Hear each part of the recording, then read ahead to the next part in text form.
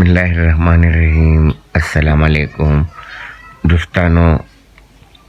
راځئ چې د یو بلې خبرې نه ځان خبر کړو چې جنت چې کوم دی دا په ځمکه کې دی او که دا په اسمان کې دی. ملګرو، دا ډېر اهم سوال دی چې الله پاک جنت په ځمکه کې جوړ کړی دی او که په اسمان کې. چا سره چې د دې خبرې معلومات وي ماله جواب راکړي. ډېره مننه، شکریه، والسلام.